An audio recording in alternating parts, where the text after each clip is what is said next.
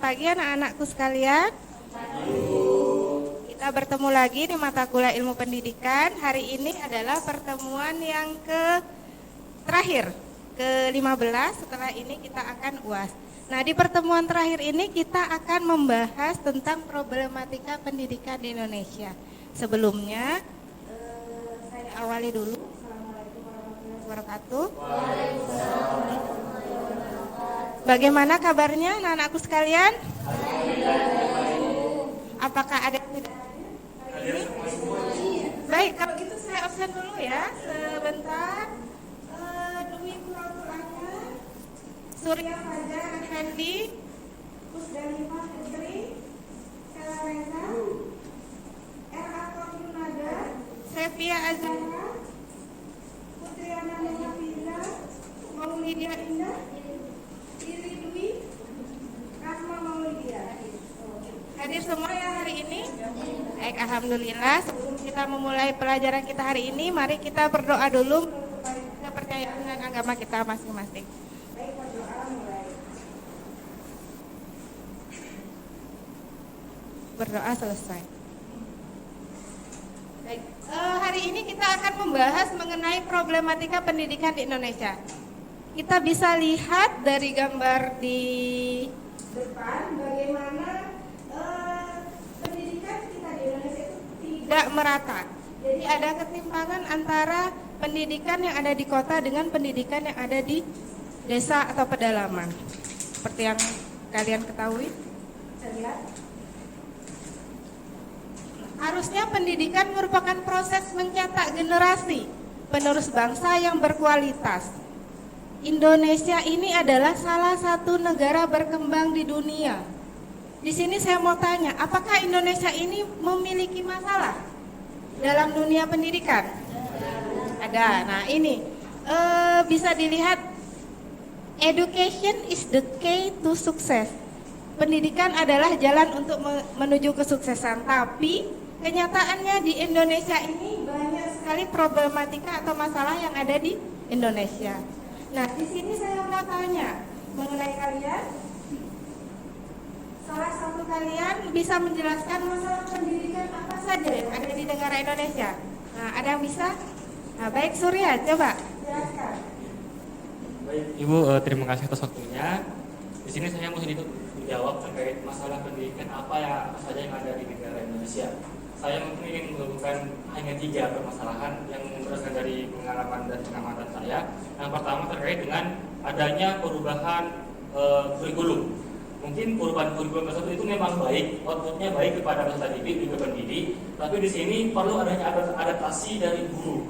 Di situ juga mungkin guru akan kesulitan dalam transisi masa dari kurikulum sebelumnya ke kurikulum yang baru. Kemudian yang kedua terkait pemetaan sarana dan prasarana yang ada di pendidikan Indonesia. Sangat jauh sekali. Kita mungkin lihat contohnya pendidikan yang ada di daerah Surabaya dan yang ada di Bangkalan ini. Pasti berbeda, mulai dari kualitas pendidiknya, kemudian dari sarana dan prasarana di sekolah.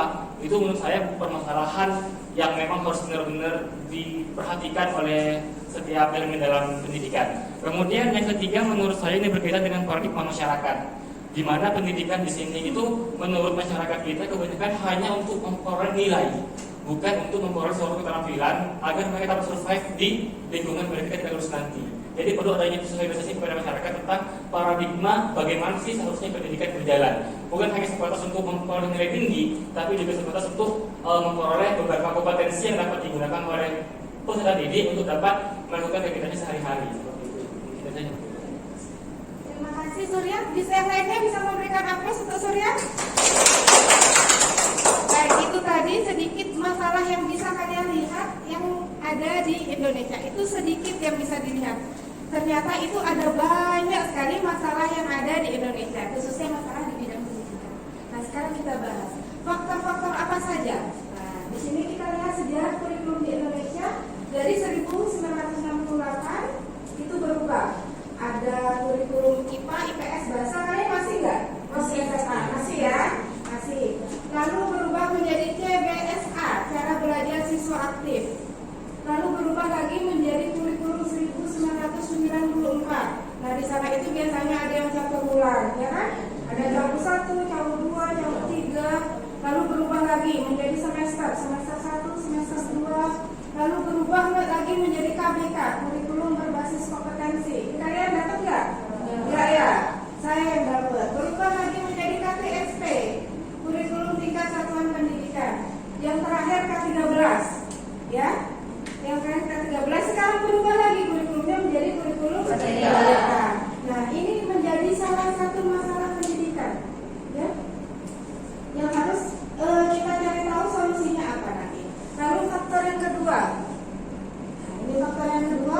bisa dilihat dari gambar, yaitu tenaga pendidik di Indonesia.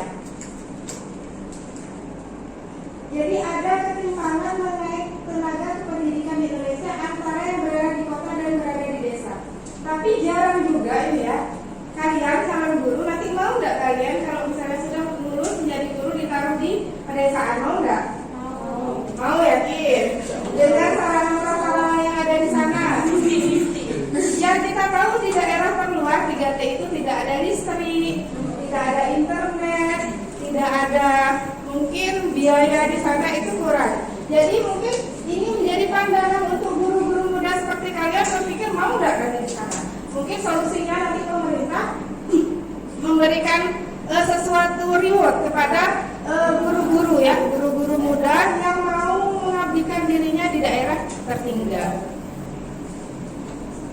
Masalah selanjutnya, faktor berikutnya ini bisa dilihat. Jadi sarana prasarana pendidikan di Indonesia itu sangat-sangat di daerah terpencil itu sangat-sangat tidak ini ya,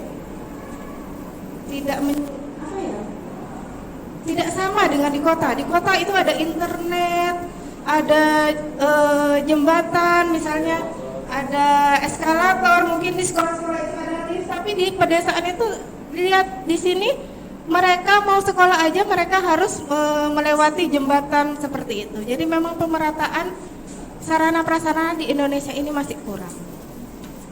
Nah sekarang dari ketiga masalah tersebut di atas, sekarang saya minta kalian untuk membentuk 3 kelompok.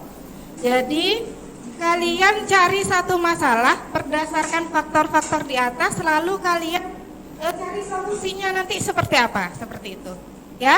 Nanti setelah selesai masing-masing kelompok bisa mempresentasikan masalahnya apa dan solusinya seperti apa.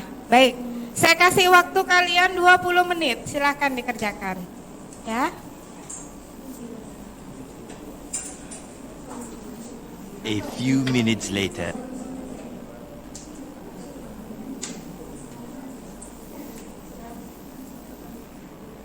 Bagaimana, udah selesai? Belum?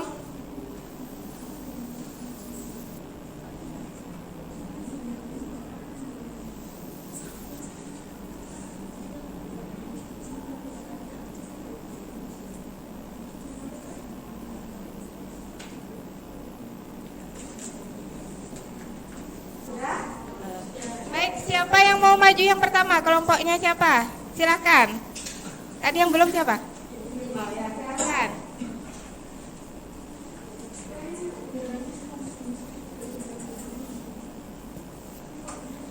Baik, di sini kami dari kelompok 1 akan membahas mengenai permasalahan pendidikan pada itu yang bermasalah tentang kurikulum. Nah, di sini tentunya yang sudah banyak kita ketahui, kurikulum itu kan rata-rata permasalahannya itu pada perubahan kurikulum. Nah, di sini kan kita sudah belajar tentang perubahan kurikulum dari kurikulum 13 ke kurikulum merdeka. Itu kan juga termasuk salah satu permasalahan di mana kita itu para pendidik juga diminta buat kayak mempelajari ulang, kayak mengetahui ulang, kayak intinya kan juga banyak bedanya dari K13 ke kurikulum merdeka. Nah, itu menurut saya solusinya itu kayak perubahan kurikulum itu yang perlu diubah itu kayak kurang-kurangnya aja gitu loh. Jadi nggak secara keseluruhan, kayak dalam kurikulum itu apa yang kurang itu diperbaiki. Jadi nggak semua secara keseluruhannya itu diubah. Nah, terus setelah itu kayak benar yang dikatakan Mas Surya tadi, adaptasi dari guru itu kan juga penting. Nah, pemerintah itu seharusnya kayak mengadakan program atau sosialisasi tentang kurikulum itu tadi, supaya para guru-guru itu juga nggak kebingungan gitu loh. Soalnya sekarang itu guru itu bisa cara mengajarnya tapi jarang banget yang kayak memahami apa sih kayak kurikulum merdeka itu apa, di dalam kurikulum merdeka apa yang membedakan kurikulum merdeka dengan kurikulum sebelumnya, seperti itu. Itu menurut saya. Baik, tambahan dari saya yaitu mengenai tuntutan ilmu pengetahuan dan teknologi pada guru dan siswa dalam beradaptasi di kurikulum merdeka. Nah, tentunya kurikulum merdeka ini kan ada di zaman globalisasi ya, yang tentunya lebih menekankan pada ilmu pengetahuan yang berbasis teknologi lah, internet seperti itu intinya. Nah, di sini guru dan siswa itu perlu untuk beradaptasi. Nah, permasalahannya di situ dalam pengadaptasian. Kemudian solusinya yaitu lebih ke dibiasakan untuk mengadakan tentang seminar atau pertemuan atau juga kursus seperti itu. Karena teknologi ini tidak bisa dibilang mudah, namun tidak mudah seperti itu. Karena butuh pendekatan khusus untuk mengetahui bagaimana teknologi, penerapannya, juga pengimplementasiannya dalam pendidikan, dalam pembelajaran. Dan tentunya bukan hanya guru saja yang harus mengetahui tentang teknologi seperti ini, karena siswa kan juga menggunakan teknologi. Jadi siswa harus memahami juga tentang bagaimana menggunakan aplikasi ini, bagaimana untuk menerapkannya, membuat aplikasi dan sebagainya. Mungkin seperti itu dari saya. Untuk yang dari saya itu saya akan membahas tentang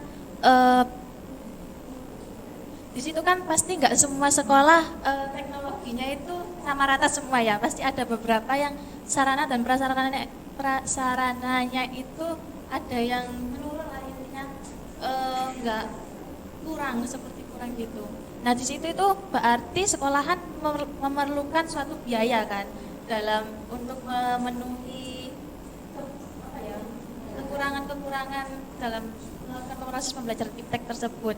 Di situ masyarakat itu juga akan ikut turut peran lah, seperti memberikan bantuan kepada sekolah bahwa biaya lah intinya untuk agar melakukan proses pembelajaran itu berjalan sesuai dengan pengembangan kurikulum ini. Karena di pengembangan kurikulum seperti ini itu apabila sarana dan prasarananya kurang itu, maka suatu proses pembelajaran itu tidak akan berjalan dengan lancar, tidak akan maksimal. Seperti itu tambahan dari saya. Mungkin itu saja yang dapat kami sampaikan. Selanjutnya saya kembalikan. Baik, terima kasih untuk kelompok pertama atas ininya. Untuk yang lainnya, apakah ada yang memberikan sanggahan atau masukan terkait presentasi dari kelompok 1? Nah, baik. Iya, baik. Terima kasih atas waktunya Ibu. Terkait permasalahan dari kelompok 1 itu ternyata permasalahan tentang kurikulum di Indonesia di mana sering berubah. Nah, di situ mungkin dari saya izin sedikit menyampaikan pendapat terkait yang masalah sarana dan prasarana. Di mana di kurikulum merdeka itu sebenarnya untuk sarana dan prasarananya memang perlu diratakan, tetapi ini juga kembali kepada potensi dari sekolah itu masing-masing. Kalau misal dari sekolah itu memang tidak ada sarana dan prasarananya itu tidak mendukung, maka itu langsung kembali lagi kepada si kreativitas gurunya. Jadi tidak perlu dipaksakan untuk ada sarananya, tapi di mana di sini namanya merdeka belajar. Jadi dari si guru itu diberikan kebebasan untuk mengembangkan suatu prototipe atau mengembangkan suatu media guna dapat menjalankan suatu pembelajaran dengan tujuan yang sudah ditetapkan meskipun sarananya tidak ada, seperti itu. Misal di situ ada yang namanya in-house training atau implementasi IHT, di mana itu untuk kita dalam membantu untuk dalam kan di kurikulum mereka ada yang namanya profil pelajar Pancasila. Di situ kan perlu adanya beberapa pemahaman-pemahaman guna guru itu dapat mengambil suatu kegiatan pembelajaran dengan memasukkan profil pelajar Pancasila tersebut. Yang kedua, mungkin di sini misal di kurikulum merdeka mengharuskan penggunaan proyektor. Sementara di desa tersebut atau sekolah tersebut tidak punya proyektor, maka guru dapat membuat suatu media yang reality ya, misal kayak mengeprint gambar, kemudian membuat media konkret agar tadi itu meskipun tidak proyektor mereka dapat seperti ini medianya. Jadi seperti itu. Jadi tidak perlu dipaksakan ada sarananya, tapi kembali lagi ke kompetensi si gurunya untuk meningkatkan kreativitas guna menghasilkan suatu kegiatan pembelajaran dengan standar yang berlaku untuk mendapatkan suatu tujuan yang ingin dicapai. Terima kasih Mas Surya. Apa ada lagi yang lainnya? Ya, kalau sudah cukup itu tadi kita mengenai problematika pendidikan yang ada di Indonesia beserta dengan solusinya. Nah, solusinya ini apa? Tadi yang pertama sudah dijelaskan mengenai apa Mbak tadi? Kurikulum. Nah, kurikulum ini akan adanya pelatihan ya, pelatihan dari pemerintah mengenai kurikulum baru untuk guru-guru supaya tidak bingung Ya, ini bukan gurunya aja yang bingung, tapi siswanya juga bingung. Nah, kalau gurunya kebanyakan pelatihan, nanti bingung. Siswanya tidak ada yang mengajar. Itu yang masalah kurikulum. Lalu yang masalah tenaga pendidikan, tersebarnya tenaga pendidikan ini mungkin ada salah satu program pemerintah itu yaitu SM3T. Itu sarjana mendidik di daerah terluar tertinggal. Nah, nanti mungkin kalian bisa mengikuti itu selama 1 tahun kalian di sana. Rewardnya apa dari pemerintah? Nah, kalian dapat PPG gratis, ya. Nah, sekarang guru itu, kalian sebagai guru itu adalah program profesi. Jadi kalian wajib mengikuti PPG. Nah, untuk yang selanjutnya itu mengenai sarana prasarana. Di sini jangankan kota ke desa. Jadi saya kemarin asmen di SMK 10, kalian tahu SMK 10 dan SMK Tanjung Bumi itu jaraknya nggak sampai 5 km. Tapi sarana prasarananya sangat berbeda. Jadi 10 itu mereka punya komputer, Tanjung Bumi itu mereka nggak punya sarana sama sekali. Nah, di sini pemerataannya saya juga kurang tahu. Harusnya di sini pemerintah bekerja sama dengan BAN, Badan Akreditasi Negara, supaya tahu sekolah-sekolah mana yang memerlukan sarana prasarana. Nah, baik itu tadi mata kuliah kita mengenai problematika pendidikan. Apa ada yang ingin ditanyakan? Ya, silahkan Mas Surya. Baik Ibu, sebelumnya terima kasih atas kesempatannya. Saya izin bertanya, mungkin menurut dari pendapat Ibu sendiri, saya izin bertanya, dalam berjalannya pendidikan di Indonesia, mana yang perlu didahulukan antara pemerataan pendidikan atau perubahan kurikulum? Mungkin itu yang ingin saya tanyakan. Baik, saya izin menanggapi ya Mas ya. Kalau menurut saya itu jelas pemerataan pendidikan yang pertama. Karena apa? Kurikulum itu yang berbeda itu hanya materinya saja yang di dalam. Jadi sistemnya gini, kita itu ganti menteri, ganti kurikulum. Padahal isinya sama aja. Jadi guru itu sekarang disibukkan dengan administrasi. Padahal lebih baik pemerintah itu pemerataan pendidikan, tenaga pendidikan. Jadi lebih banyak guru-guru itu diberikan diklat, pelatihan dan segala macam dan disebar luas di Indonesia untuk memajukan pendidikan di Indonesia. Seperti itu.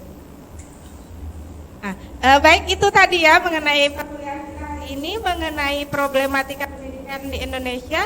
Semoga kalian di sini sebagai calon guru tersadar untuk menuntaskan problematika pendidikan yang ada di Indonesia. Itu tadi kesimpulan kita mengenai perkuliahan kita hari ini. Kita membahas faktor-faktor problematika itu ada 3. Yang pertama ada kurikulum, yang kedua persebaran tenaga pendidik, yang ketiga yaitu sarana dan prasarana.